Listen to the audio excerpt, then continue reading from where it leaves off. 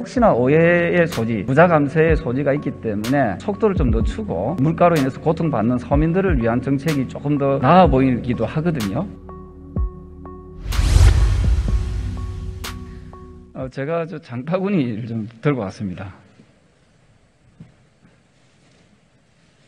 이 안에 보면 시금치가 들어가 있고 또 배추가 들어가 있거든요. 지금 오늘 저희들이 마트에서 이제 직접 구매한 건데요. 이게 배추 가격이 최근에 한 포기가 10,000원 정도 하거든요. 작년 이맘때 이 배추가 보면은 한 5,000원 정도 했습니다. 그래서 요즘에 이게 가격이 매우 많이 뛰었다 이런 이야기들을 많이 하거든요. 그리고 이제 시금치 같은 경우도 한 단위 작년에 보면은 한 4,000원 정도 하던 것이 지금 7,000원대 좀 됐습니다. 한 75% 정도 올랐거든요.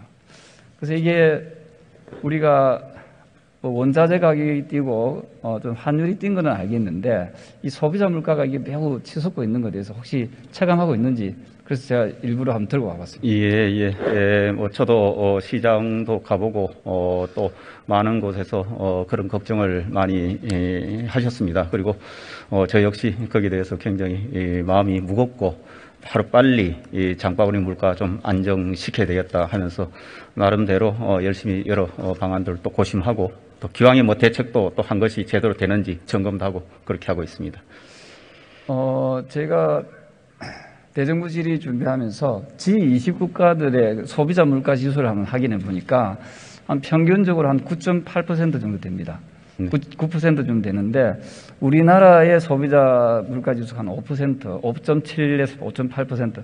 우리는 G20 국가들 중에 20 중에서는 조금 선방하고 있는데 가까운 일본을 보니까 8월 소비자 물가가 한 2.8%입니다. 우리가 5.7%고 그 일본에 비해서는 상당히 높은 수치이거든요. 그래서 이 부분에 대해서 정부가 대내외적인 문제다라고만 이렇게 치부할 것이 아니라 좀 더 적극적으로 소비자 물가를 좀 잡아야 된다는 그런 어떤 부분을 보여준다고 보는데 정부는 어떻게 앞으로 대처해 나갈 계획입니까?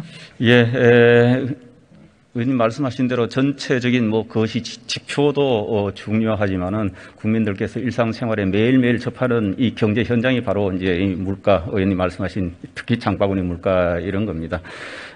물론 장바구니 물가 같은 경우에 또 여러 계절적인 요인도 작용하고 했습니다만은 어쨌거나 지금 저런 물가 안정을 위해서 저희들이 여러 가지 수급 안정 대책, 수입 확대 등의 조치를 하고 있고 특히 민생이 어렵기 때문에 물가 안정을 시키는 것은 시키더라도 또 취약계층에 관해서는 저희들이 특별 지원 등을 통해서 부담이 조금 덜어드릴 수 있도록 그렇게 다각적인 노력을 하고 있습니다. 어찌 보면 야당에서 주장하는 법인세 인하라든지 이런 부분 물론 저도 공감하는 부분도 많습니다. 왜냐하면 제가 기재위원장도 했기 때문에 정부가 법인세를 인하함으로써 기업하기 좋은 환경을 만들겠다는 것은 충분히 공감하지만 지금은 사실은 대기업들은 코로나나 우크라이나 사태 이런 것에서 전혀 영향을 거의 받지 않거든요.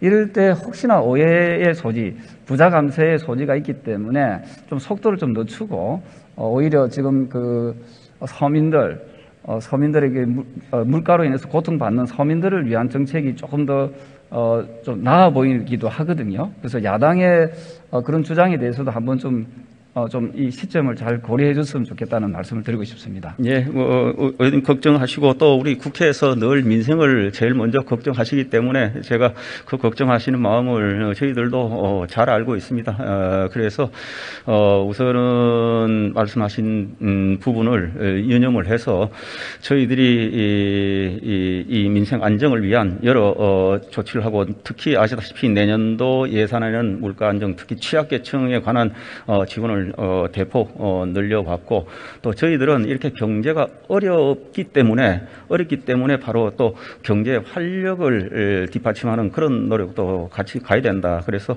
저는 이 기업에 관해서는 그게 중소기업이든 대기업이든 간에 이거는 일반 소득이 높은 이 부자, 고소득자, 저소득자 이런 프레임으로 기업은 접근해서는 안 된다. 그래서 기업은 법인세는 선진국들이 되게 단일 세율로 가져간 이유도 바로 그런 겁니다. 말씀하신 대로 잘 운영해서 빨리 민생을 안정시키고 또 우리 경제 활력이 더 강화될 수 있도록 하는데 최선을 다하겠습니다. 네, 감사합니다. 그리고 부총리께서는 또 이 전문가시기 때문에 국세, 지방세에 대해서 잘 알고 계실 겁니다만은 저희 국민들이 봤을 때 지방세 같은 경우에는 카드로 세금을 납부해도 수수료를 물지 않습니다. 반면에 국세 같은 경우에는 이 카드 수수료를 물지 않습니까?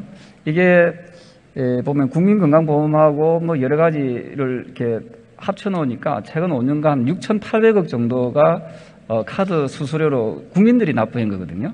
그래서 지방세 같은 경우는 충분히 이 카드 수수료를 안 내도 되는 제도가 있는데 이 국세 같은 경우는 또 국민들이 카드 수수료까지 부담하는 것은 이거는 조금 문제가 있지 않느냐 하는 그 지적이 있는데 거기에 대해서는 어떻게 생각하십니까? 예, 뭐 의원님께서 저는 나름대로 또 의미 있는 지점을 포착하셨다 이렇게 생각을 합니다. 다만 지방세 같은 경우에 각 지방 자치단체에서 세금을 걷고 그 규모가 상대적으로 국세보다는 훨씬 작습니다.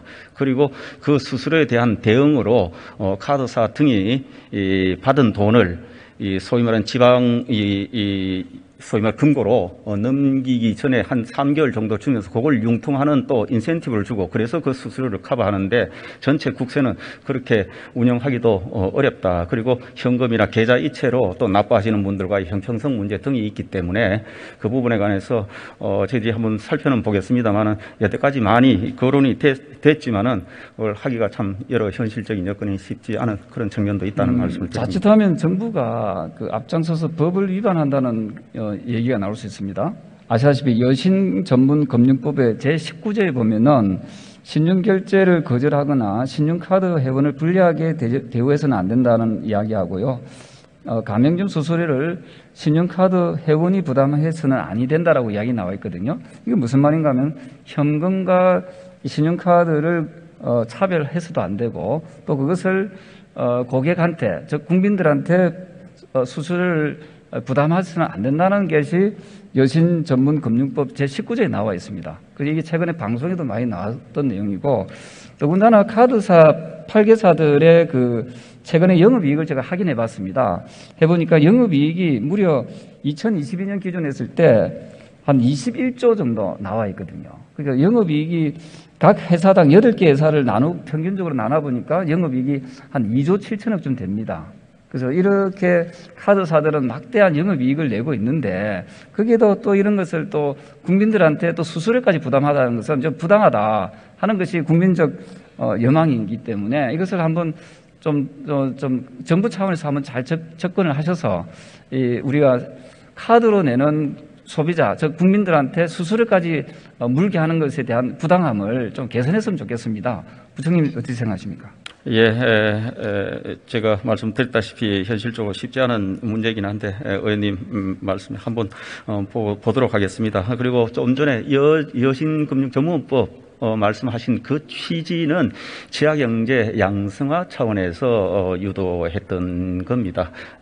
그래서 그 취지는 조금 다르다는 말씀을 드리고 저는 현금 납부, 일반 계좌 이체 하시는 부분하고 그다음에 신용카드로 하는 부분 아시다시피 신용카드로 하면은 1개월쯤 뒤에 자금이 돌아오는 부분 그것 때문에 이제 우리 수수료 뭐 이런 것도 있거든요. 그래서 이 국고에 들어오는 부분 등하고 한번 종합적으로 보겠습니다. 저는 종합적으로 봐야 될 부분이 좀 많은 것 같습니다. 네, 한번 잘 제도 개선하셔서 국회에 좀 보고해 주시기 바랍니다.